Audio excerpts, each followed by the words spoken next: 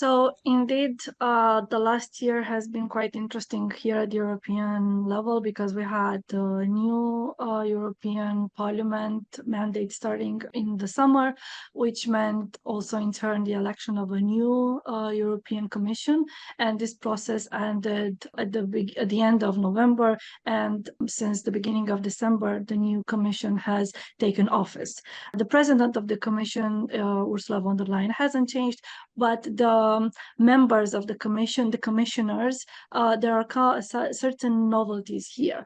What I would propose is that we should take a look, for example, at their new mandate and priorities. And with this, I wanted to point out some things that we can see at first glance, which is there is this overview or this big priority, let's say, or this view that the European Union should become, or Europe should become an AI continent. To this extent, the Commission is actually envisioning quite a lot of activity when it comes to AI.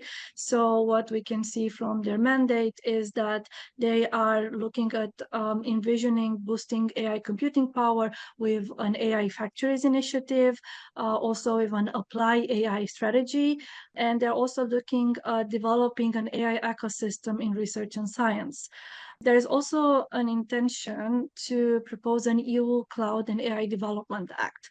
And what we also see on the side of data protection and the GDPR is that this commission is quite interested in ensuring the full enforcement of the GDPR across the member states and to also promote data flows with international partners. At the same time, at the European level, there is something very interesting and specific to the Council of the European Union, which changes its presidency every 6 months in another member state. This time I started with the Polish at the beginning of January, and it's going to last for the next 6 months. What this means is that the program and the list of priorities is going to be pushed according to what the rotating member state is bringing to the table. And what we can see right now is that the program of the Polish presidency is going to be quite focused on cybersecurity and innovation, and that AI, telecom, cloud, and data are going to be among their top digital priorities.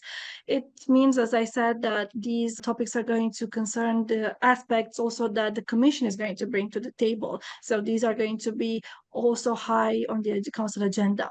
What is also very interesting to note here as an update from the European Union is that the position of the European Data Protection Supervisor is currently being under discussion, as we are having hearings this week on of the 4 candidates before the Parliament. Why it is actually a bit too early to say who's going to be the new supervisor, or if the position remains unchanged, and how it is going to impact later the discussions around privacy and AI issues. Well, what is important to note is that the role of the EDPS is going to remain unchanged and it will continue to provide insights on matters related to data protection. Now, just a couple of notes when it comes to the enforcement and implementation of the GDPR. There's quite an interesting view, and also I mentioned before, there's quite a great interest in the interplay between the GDPR and the AI Act.